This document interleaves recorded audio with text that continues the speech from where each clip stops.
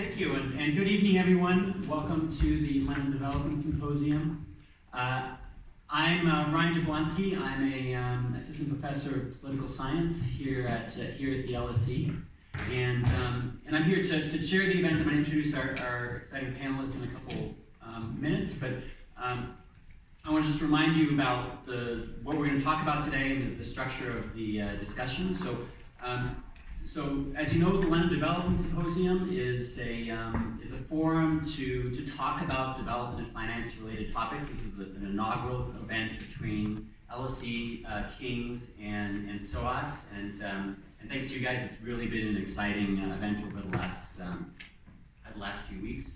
And what we're going to talk about today is I think, and I'm somewhat biased here, but I think one of the more exciting topics that's happened in this conference, and also one of the more potentially controversial and topical issues, which is the financial and business approaches to development looking beyond foreign aid. So looking at the ways in which development is changing as a result of changing finance and changing business opportunities around the world. So we have a very diverse and exciting group of panelists here. And I'm going to introduce them in turn, and then I'll let them get up and give a short speech, and then we'll open it up for questions from the audience.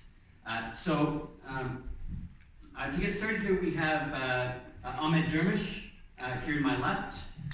Ahmed Dermish is a lead specialist in policy and government advocacy and inclusive digital ecosystems at the United Nations Capital and Development Fund. Next to Ahmed, we have Lewis Temple. Lewis Temple is the Chief Executive of BRAC UK. Next to him, we have Jake Cusack. Jake is a managing partner at Crossboundary. And then we have Annalisa Prizzon, who is at ODI. She's a senior research fellow at the Overseas Development Institute. And then finally, we have Valeria Gontareva, who is the former governor of the National Bank of Ukraine and is currently a fellow at the London School of Economics. So what I'm going to do is I'm going to first hand it off here to Ahmed.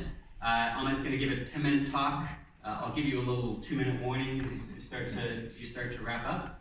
Once everyone gives their 10-minute talk, then I'll open it up with a question for the panelists. And then I'll open it up to you guys for your thoughts and questions and comments.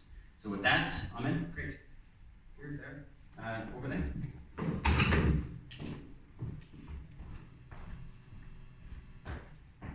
Great. Can everybody hear me all right? Yeah. Thanks, Ryan, for that intro.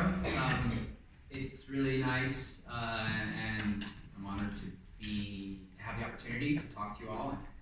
Hear what the rest of the panel has to say.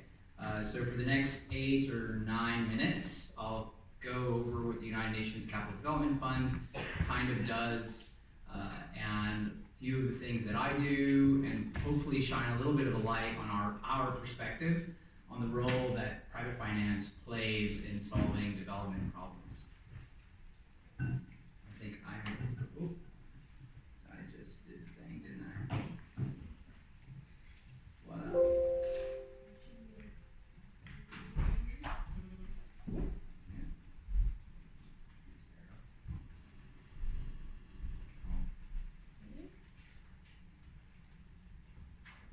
There we go.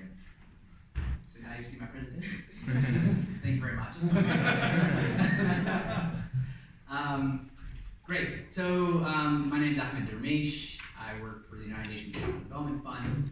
I'm mainly focused on our policy and regulatory space, but that's not all that we do. The Capital Development Fund, despite its name, isn't necessarily responsible for providing capital directly in the form of investment capital, for example. Neither are we actually a fund, per se, where we sort of hold and manage those funds. But what we are is one of the only UN agencies that has the capacity to use its funding to provide capital in the form of grants, TA, equity, and guarantees to the private sector. And our tagline is we unlock public and private finance for the poor. It's a general statement. It's a little bit limiting if you think about it, but I'll explain what that means really quickly. We have 3 pillars in UNCDF. The first one is a local development pillar, where we take municipal funding, which is usually happening at the local level, but is often centralized, right? So the government decides which counties get how much money, but often the best decisions are made locally. So our local development finance team are the ones that ensure the funding that goes down to the local level is actually decided on by the local community. A great example of that is our environmental program called Locale, where, for example, the bridge gets washed out every year by the floods because it's made out of wood. It's too expensive to buy the metal to build a new bridge, and the reason why is because they can't convince those guys in the capital to give them enough money to do it. And our program helps to decentralize that, to put the decision making at the local level so they can build the type of things that build resilient communities that the community has decided that they need. So that's your local development side. Then we have our financial inclusion side, which is where I sit, and that's really about creating opportunities for vulnerable communities to have access to formal financial services. That doesn't imply that formal is better than informal. I might get into that a little bit later. But there are certain benefits to having a bank account, having access to payments, savings, credit, etc. And that's a little bit more of what I'll talk about today because that's where I'm most comfortable.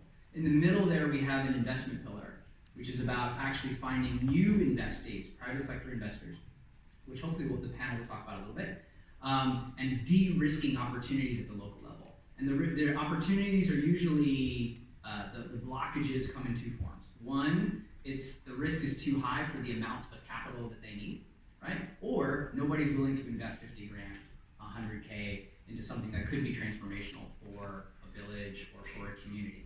And those are 2 overly simplified, but good examples of what our investment pillar tries to do, which is build a bridge between the 2. So what I'm going to talk about a little bit now, which I think is a little bit more direct to what we're talking about on the panel, is what are the secrets, perhaps, or the lessons that we're learning in terms of finding ways that private finance can actually solve development problems. And on the financial inclusion side, we've placed some of our bets on digital technology. And I know that sounds really topical, but it's a lot harder than you think to make it work. And because it's 2 things. One, we see the digital divide, right? People might have more phones, but they may not have the skills to use them, or they might not have internet or bandwidth to use that fancy touch smartphone that you just got. In Myanmar, 80% of people have phones, 30% of them have data, as in like smartphones, right? And so just that distinction alone means the technology isn't necessarily optimized for decision making, for communication, for all of those things. And so how are we thinking about how people use technology, and what can we do with that to help them get access to financial services and the benefits that come from that? So I work for UN agency. I have to use the SDGs, right? It's actually in my contract. But this does help answer our question. So the way I look at this is it's 17-1, right? So what role does the private sector play in development? What UNCDF tries to do is we partner with public and private stakeholders who have a shared vision or a common goal. And in the most generic sense, we might have a bank or a mobile operator or a government who want to serve more people, period. It's a numbers game. We don't have enough people in the system, we need more. And the majority of those people are poor, vulnerable, or don't have the assets that they need. So we take those partners, we understand their needs, and we connect them with the needs of people in those communities.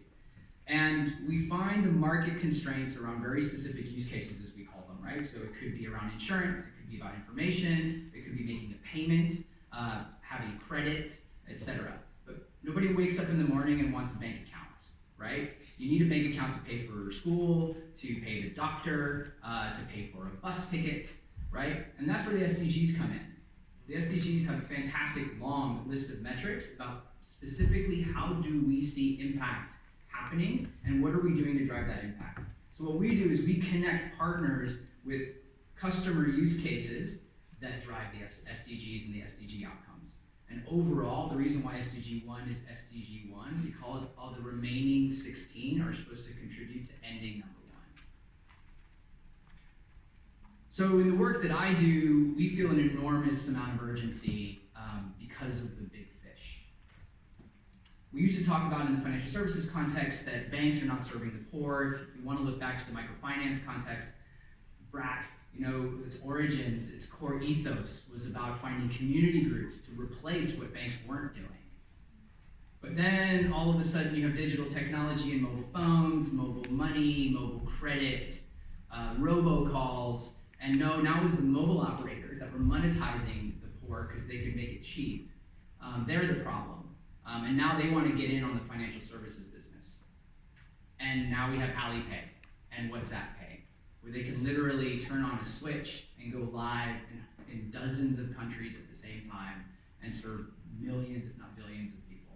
So if I'm a regulator or a small bank at the local level, say in Sierra Leone, how do I deal with Facebook, which has, so not to name drop, but we have a former colleague working in our industry now works at Facebook. They've got a big wall just down the street that has all the live accounts, right? So all registered accounts versus active accounts. You go to places like Taiwan, and I think 98% of the population are registered on Facebook with a 95% daily active rate. Think about that. If you owned a shop and every single one of your customers came in every day. So if you're a regulator and you suddenly gave all those folks access to credit, how would you regulate that? When I was a kid in college, they were issuing credit cards for free for $500 credit limit. Everybody I knew was over-indebted within about a week. Myself included, right? Scale that by Facebook size, right? And so it is the big fish that we're worried about. So how do you create rules? Because people still want that. They still need it. It's not a bad thing, but it's a matter of how do you control and regulate that. And so knowing it's a problem is insufficient. We have to do something about it. I actually do think Bruce Lee said that. And so what we try and do is bridge the gap between knowledge and implementation. So if the World Bank is doing great research, or we're getting great field studies out of communities like Bangladesh, for example, how do I apply that in Sierra Leone, in Nigeria? And the way we see it is a little bit of the iceberg. What we often think about in the development context is technical assistance, foreign aid. Right? Well, that's really just the tip of the iceberg. To really make solutions work, you have to think through other elements, the things you can't see. How do you build rapport with your counterparts, whether it's a bank, a client, or a mobile operator? Do you have the systems to share information, to work with partners, to measure results? Those are all the things underneath the iceberg that actually make our work at UNCDF work. It's not the technical assistance alone. And if we can get this whole iceberg to work, and we can funnel that towards a private sector solution, it actually works much more effectively. And so the partners that we have are all of the usual names that you see, right?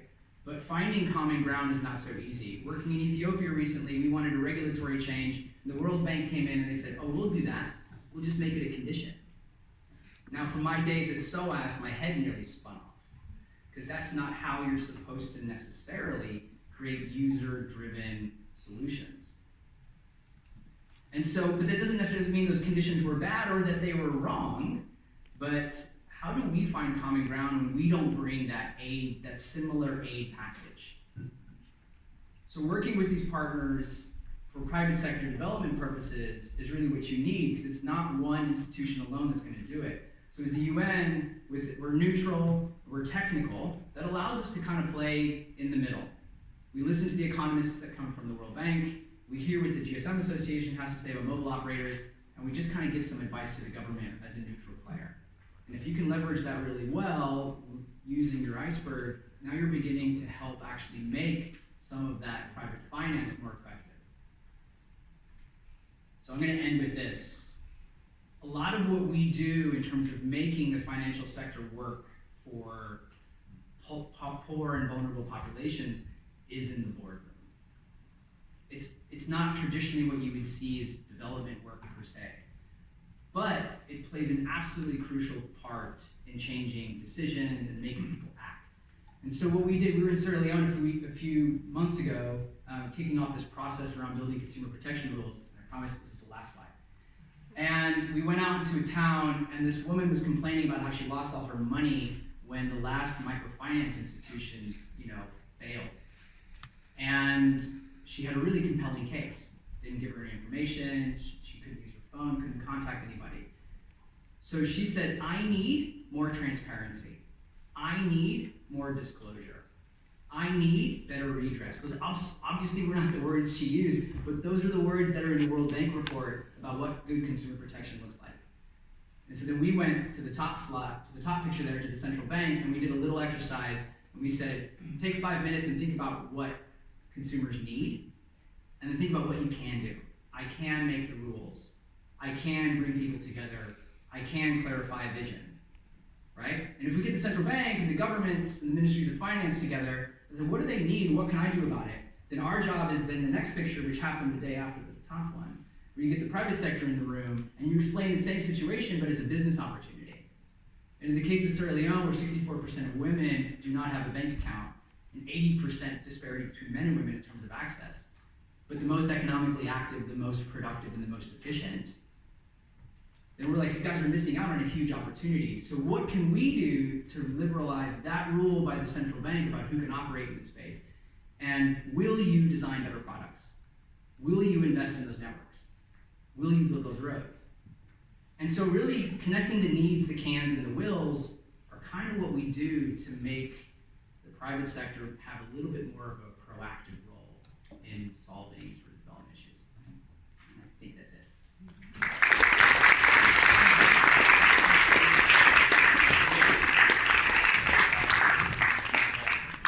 Okay, thank you.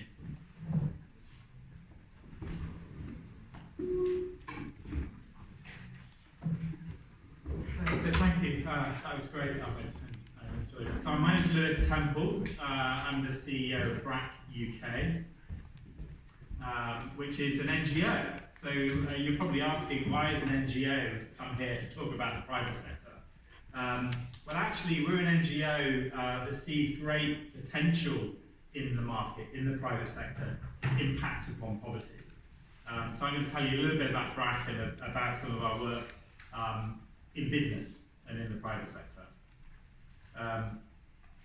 So it's a Bangladeshi organisation founded in the early 1970s, and right from the very early days of BRAC, it had two main sort of approaches. One was a strong desire to impact at scale, not just to work in one or two villages, but to impact on the entire country. And secondly, to be quite pragmatic. Some problems could be solved through social programs and the sort of NGO work that you'd be familiar with. Other problems would be better to be solved by businesses and social enterprises. So today, we're a large organisation. Every year we reach around 120 million people, and we are, have become a sort of global leader in a number of different sectors. Turning over around $1 billion a year across the world, and actually through our businesses and social enterprises in Bangladesh, around 76% of our turnover in Bangladesh is self-financed through our businesses. And that's, and we're working now right the way across Africa and Asia. So BRAC has always had quite a holistic approach to addressing issues of poverty. You can't just go down one sector. You can't just provide education or health or agricultural development. You need to provide a whole package of support to people to help them move up and out of poverty. And one of the main pillars of BRAC's work and a platform that we work off is on financial inclusion.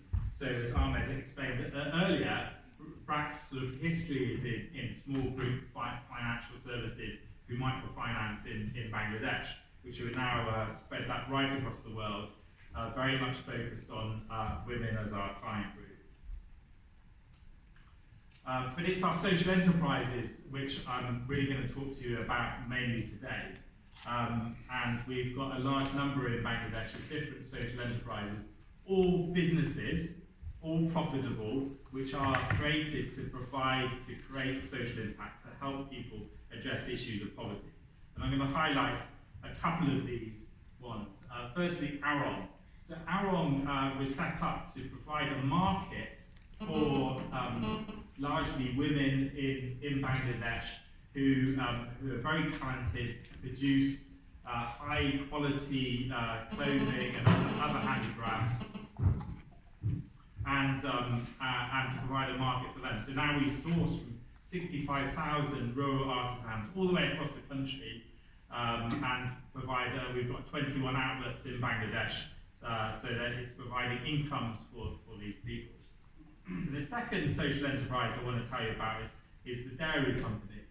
So in Bangladesh, there's many small dairy farmers who have 1 or 2 head of cattle, and historically they were only able to sell their milk products in their village for a very low price, whereas there was a big demand in the urban areas, but connecting the two things was a real problem. So BRAC set up a cold chain to be able to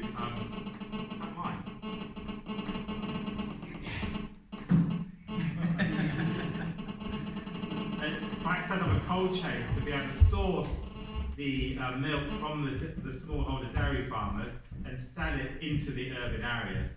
And it's now the second biggest dairy company in the country. It sources from 50,000 smallholder farmers and provides them with much greater income. So really driving rural economic growth through opportunities for these farmers. BRAC, apart from the social enterprises, also has a strand of investments as well, investing in companies which also are driving growth. The biggest one is BRAC Bank, which is a bank lending for small and medium enterprises in the country, and driving impact through the growth of those businesses. And BRAC Bank in turn has set up bCash, which is a mobile money company, which is now become one of the largest mobile money companies in the world, and really pushing forward lots of new opportunities. And Ahmed talked about some of the digital transformation that's going on that's happening through that. So that's a brief introduction to BRAC and its approach to business and social enterprise. That we are an NGO, we are a charity, but we believe in the potential of business to drive impact and change. Thank you.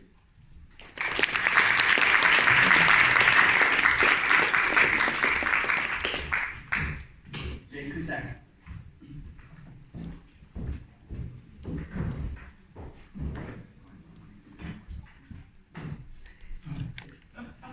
Very much for having me tonight, and thanks for the London International Development Symposium for inviting me. And I appreciate that many of you are using your Thursday night to pursue this topic. I don't know if I was so diligent when I was in undergraduate.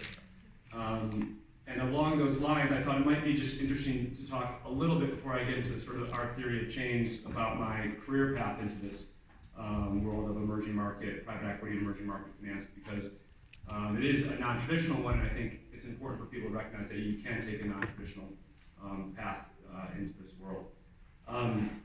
So just a little bit of background on me. So out of college, I actually joined, I was born in the US, I joined the Marine Corps. I served primarily in Iraq and then worked on threats against the homeland for a bit. And I came away from those experiences, I think, pretty profoundly disappointed with interventions, with trying to do top-down change. I had been part of, obviously, one of the biggest military efforts, and also actually one of the biggest development efforts in terms of spending that had ever been seen. And all that we had to show for it was essentially worse results. And so when I left that world, I wanted to basically see if I could kind of be on the other side of the equation. So when I was in the military, my first tour in Iraq, I was a platoon commander. Second tour, I was primarily working countering foreign fighters that were coming into Iraq. And so, definitely not on the side of creating things or creating hope in these countries. And I wanted to go back and work on that economic development side. So I applied to graduate school, and I entered a joint degree program for business and public policy. And while I was there, actually at the same time that I was this was at Harvard, Rory Stewart, who some of you may have come across here in London, was running a seminar there, and we became friends. And the theme of the seminar basically was, do interventions work? And I found in that class many people who were of similar mind to me, had been part of the military, had been part of nonprofits in Afghanistan or Iraq, been part of development, and were frustrated with traditional development. And I was thinking about my first summer, okay, I'm gonna get I need to get some credentials, so I'm gonna go to McKinsey or something. And Rory actually encouraged me to just sort of pursue the topic that I was interested in, which was, development in tough places. And so myself and a fellow classmate ended up going to Afghanistan for the summer and basically traveling around as essentially journalists, embedding with different entrepreneurs and trying to get a sense of the barriers to entrepreneurship in tough places. And I think one of the big conclusions that we came away with is that business does happen in tough places, even in places of extreme violence. Business and investment is happening. People still respond to economic incentives in a rational way. And that means there's an important role for finance to play. The other thing was that there's, that there was all these huge problems, right? Like corruption, bad infrastructure, insecurity. And in terms of what you can change as an individual, that felt like something that was too big to affect. But when you're actually looking at the entrepreneur at the firm level, you felt like you could change someone's access to finance. You could find a good business and you could provide them capital and they would be able to grow that business and serve the basic needs of people around them in a better way. So it felt like something much more tangible that we could work on.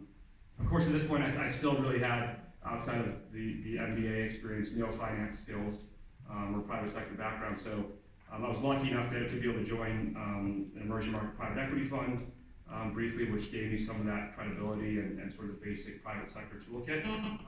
But they still, and this was about 10 years ago, they were not working in the most difficult environments. They were not working in Afghanistan, Iraq, places where I was interested to work.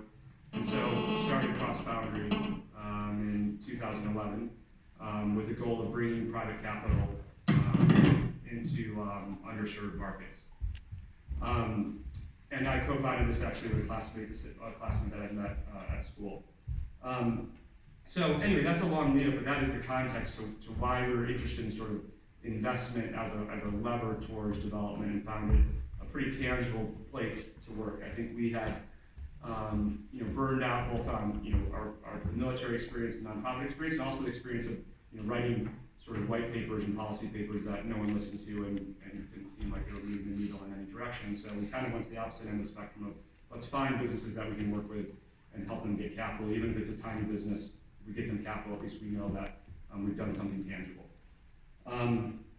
Where that's led us to today, Crossboundary started in 2011, it's grown since then. We have an advisory business that focuses on bringing private capital into underserved markets. We now manage 3 investment funds, all of which are in sub-Saharan Africa.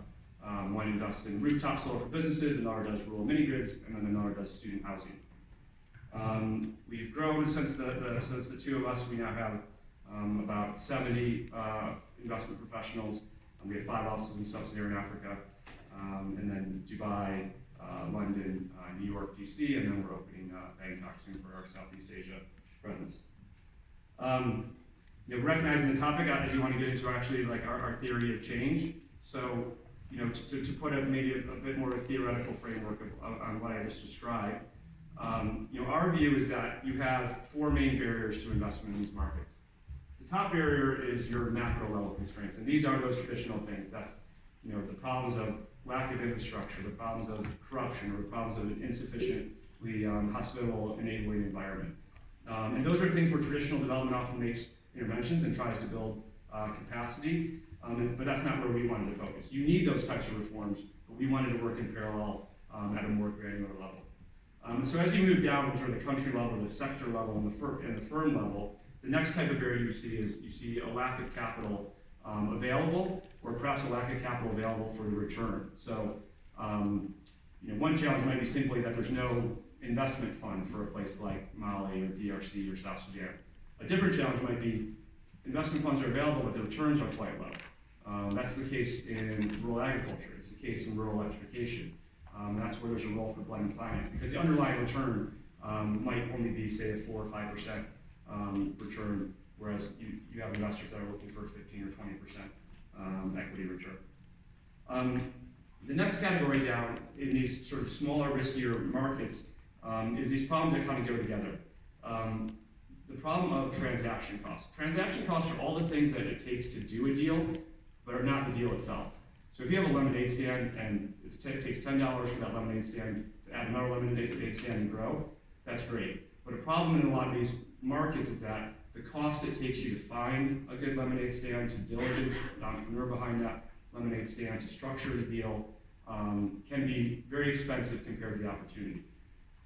In developed markets, you might spend $200,000 to $500,000 on a typical investment, but that investment is a $30–40 million investment, so it's a small fraction of the cost.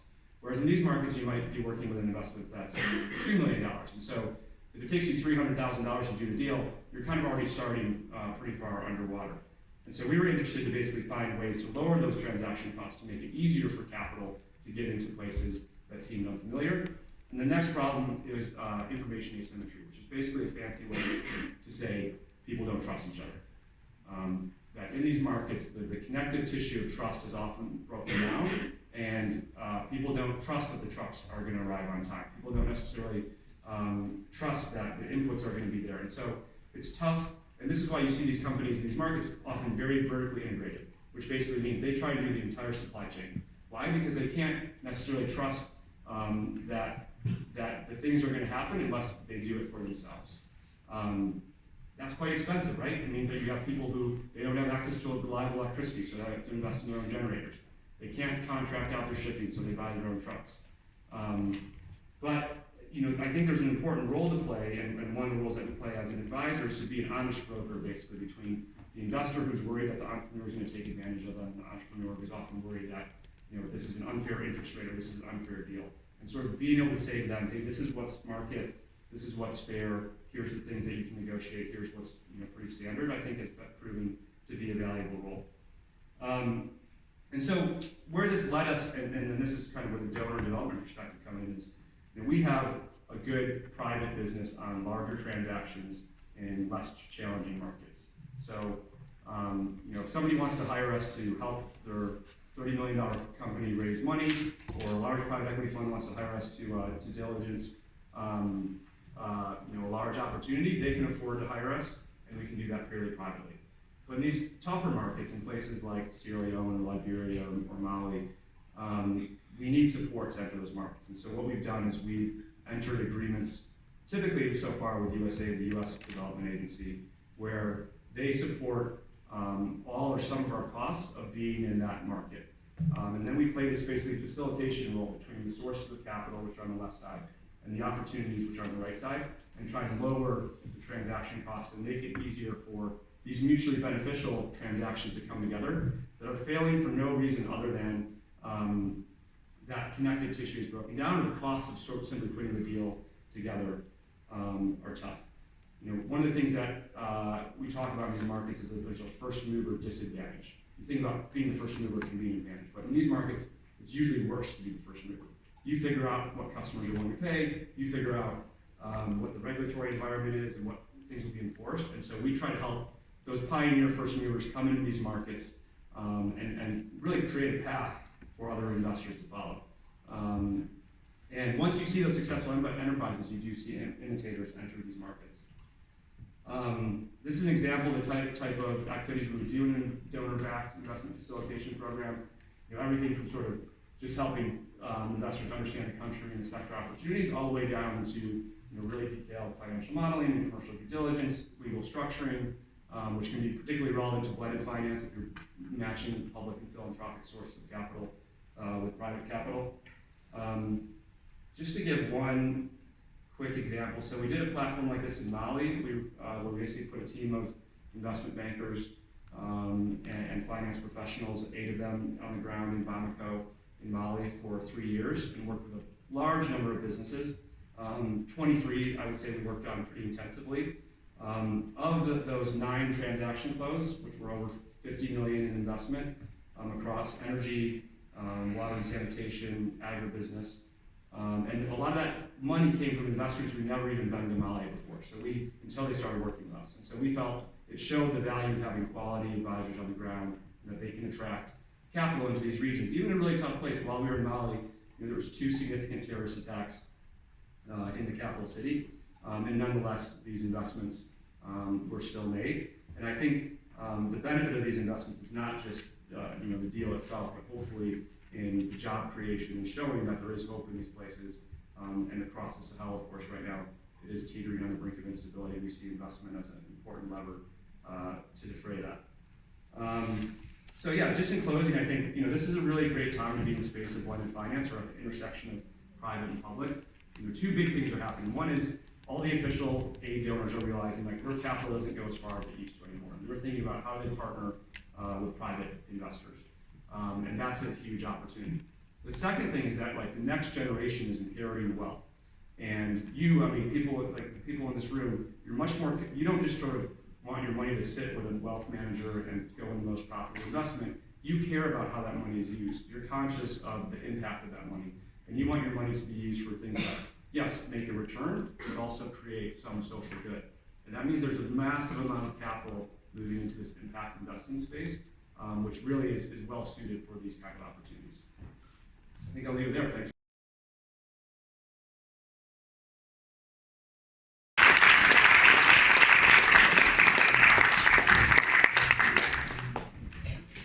Annalisa Prizzon.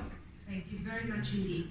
I won't be using a PowerPoint presentation, but I can see you already spotted, thank you organizer, that ODI is celebrating its 60th anniversary. ODI stands for Overseas Development Institute. Perhaps we might need to change the name going forward. But my fellow panelists have elaborated on new forms and modalities of development finance. But I will focus on the most traditional concept of development aid, which has increasingly been under scrutiny and challenged. And it's also the assumption behind this whole panel. When I speak about traditional development aid, I think about assistance from governments to other governments, or from governments to civil society organizations in other countries. I set myself one some question. What does the future of traditional development aid look like? More specifically, is it really the end of traditional development assistance as we know it now? Before sharing my own perspective, I think it's about time to bring you into the discussion. And I would like to revert the very same question back to you. So please gather your thoughts. And I want to hear whether you really think that this is the end of traditional development assistance as we know it. How many of you think that this is a big yes? Please raise your hands. Okie dokie. And how many of you think that this is not really the end of development assistance, so it has a future? Well, quite an optimistic crowd. I usually got the opposite when I raised the very same question. I'm not sure I will be brave enough at the end of the 10 minutes to kind of raise this very same question and see whether I can swing a bit kind of opinion. But let me give you my short answer. My short answer is not quite yet. I don't think that's the end of development cooperation or development aid, but I really think that, as my fellow panelists kind of showed, there will be very different kind of modalities and approaches going forward. And I'm going to elaborate on that in the next hopefully 8 minutes. Most of you are probably quite familiar with the arguments why donor countries shouldn't give aid anymore. The first kind of argument is that governments in donor countries have many kind of domestic priorities and challenges. And we know that government budgets are very kind of small blankets. They have really relatively limited room for maneuver. And they're often under the axe, and development cooperation is not perceived as a priority. The second point why development aid is often challenged, and somehow Jake kind of raised this point, it might not be so effective despite kind of pouring resources for 60 years. Actually, you might not have many results to kind of show for. And as well, this is kind of the third point, aid could be wasted or lost because of kind of corruption and poor governance. Or the fourth argument why governments shouldn't give aid, and this is an argument that comes a lot up, because that might create dependency on external assistance, and therefore it doesn't really give the right incentive for countries to boost their own government revenues. But I believe there are still many reasons why development aid matters. And they are mainly kind of based on evidence. And in a post-truth kind of environment, I think I belong to a think tank, so I believe in the role of evidence for policy making. First of all, I could challenge every single kind of statement I made earlier on. Of course, they might be kind of true for single kind of episodes or kind of specific kind of context, but they're necessarily true kind of generally speaking. And also, if we just consider the direct effects, I mean, think about kind of investing in what we call global public goods that tend to be undersupplied. Think about climate change mitigation, the control of pandemics. I'm Italian, that's a very kind of common theme now. Security, aren't these kind of cross-border kind of problems? Second, development assistance is often the only kind of external source of finance that some countries can rely upon. And also aid remains a vital kind of source when it comes to humanitarian crisis. So why aid still matters? I really believe the way bilateral, multilateral donors behave is going to change. We tend to be very pessimistic about development, but actually we had a really good kind of decade.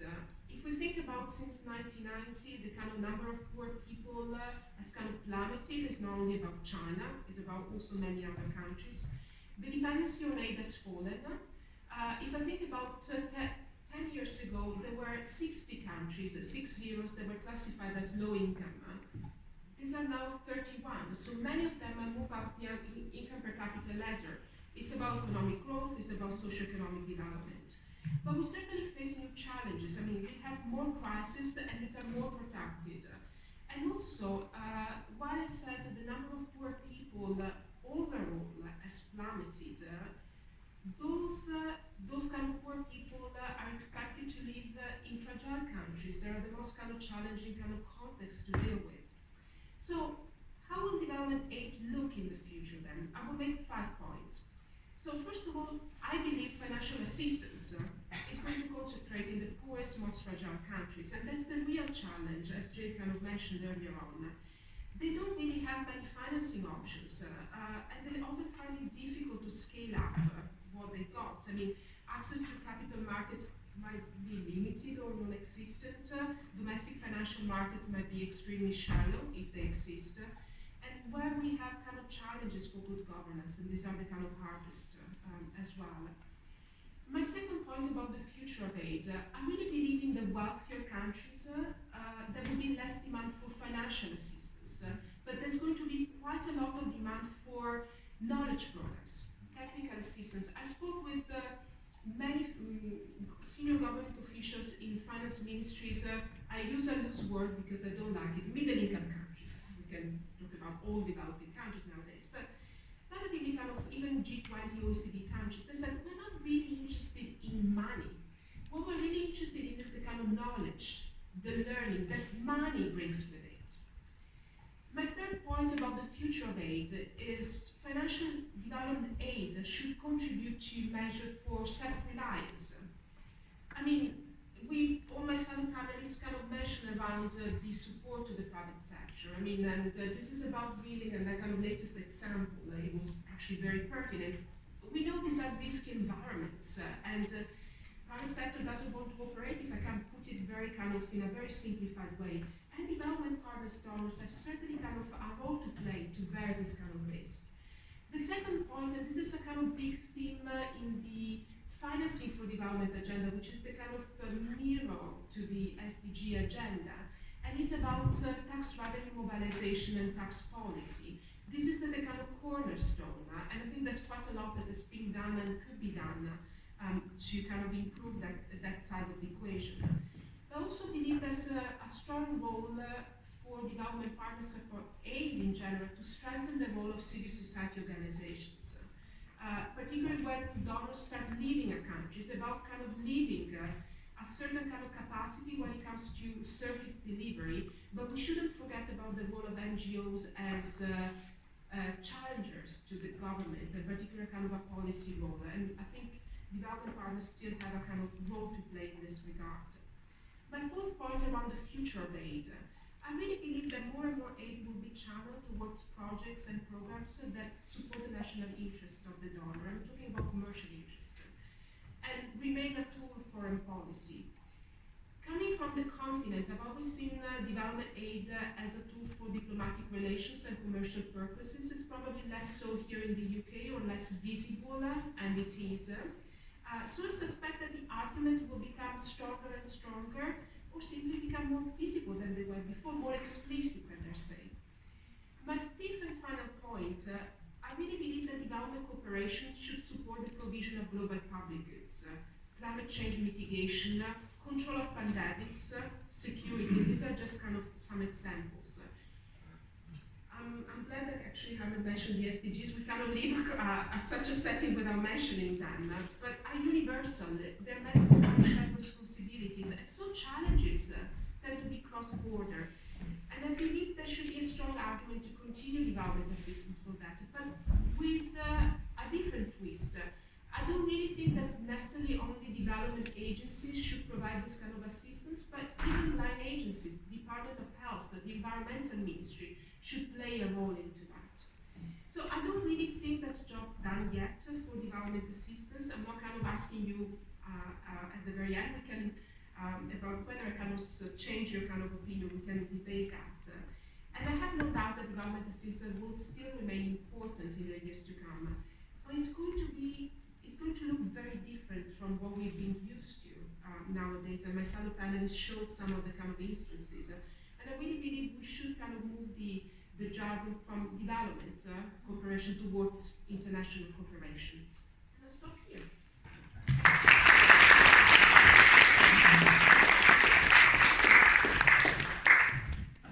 Valeria.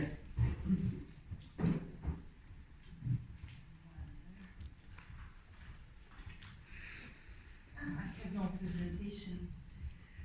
Good evening, dear students. Very happy to see all of you. I'm quite from different universe, I can tell you, and maybe I will be, because I'd like also to, right now before my speech, to have a reflection for all our speakers today, because it's a very interesting topic. In international development and technical assistance and support. And from my real working experience, I could tell you that sometimes it should be adjusted to new reality. Because during my time in the Central Bank of Ukraine and during my time of real drastic reform, I got 150 technical assistance projects. I set up special unit in a Central Bank of Ukraine to take care about that. Because there are sometimes overlap, sometimes it's absolutely low professional level. Sometimes it's 100% of money dedicated, like a grants, will cover only the cost of very expensive technical assistance specialists. And sometimes it's absolutely not efficient ones. That's why in the Central Bank of Ukraine, during our reforms, I set up a special unit which coordinate all donors, coordinate all technical assistance projects. And in my book, which already written and will be very soon published, it's even a special chapter called How to Coordinate Endless Technical Assistance. It's a very, very specific example when we ask IMF to help us with technical assistance, when we'd like to do internal transformation of the central bank from absolutely medieval monster to new modern central bank. And they send us very, very experienced people. They sent two old men, and maybe 90 years old, maybe 80, I don't remember. One was from Canada, and other was from Norwegian Central Bank, maybe. You know, they're very good specialists of all times. But sorry, we have 21st century.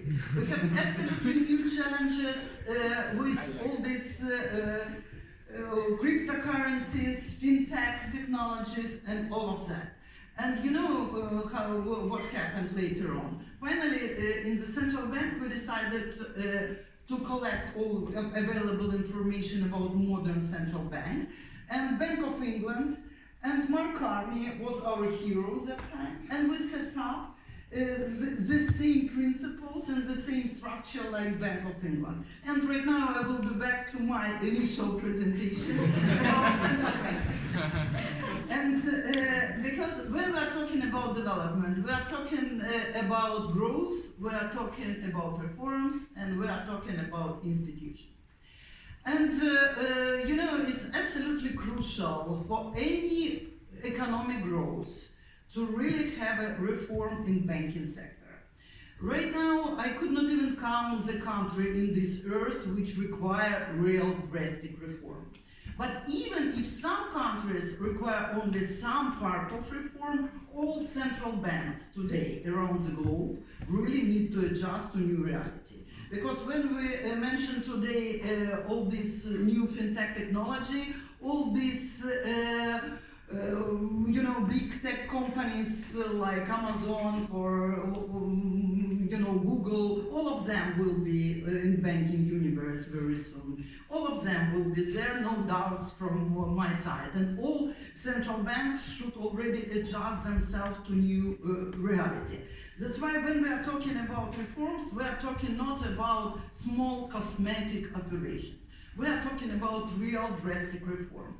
And I'm very proud to tell you my story, because when I was nominated governor of the Central Bank of Ukraine, it was the middle of 2014. It was absolutely awful time in Ukraine. We call it perfect storm, because it was not just an absolutely unreformed country, it was also a real war with Russia, you know, maybe about this conflict between Ukraine and Russia. It was annexion of Crimea. And it also was a really real bloody war in our eastern part of Ukraine. When we lost 20% of our GDP, we lost 10% of our territories, and for central banker, you know, it was absolutely incredible. We lost in one day 30% of our export revenues. You could imagine implications. But of course, I do not want to bother you with all these details, but the main idea to understand why we start to do reform, really drastic reform. Because when you already stay on a brick of precipice, you have no other choice. You have no choice to do reform or not, because otherwise you will not survive. And thanks to international community, to all our donors, IMF, World Bank, EBRD, EU, even American government help us through their financial guarantees. We survived and we did real drastic reform. We start our reform from, you know, it's not, our reform not happened by chance. First of all, you should have some vision, mission, you should have your leadership, you should have dedicated team. But everything is written in all books what you should have. In the same time, when we are talking about reform program, and we did this reform program in 2014, it was a comprehensive program of reform, but believe me, it was not a slogan for long-term strategy.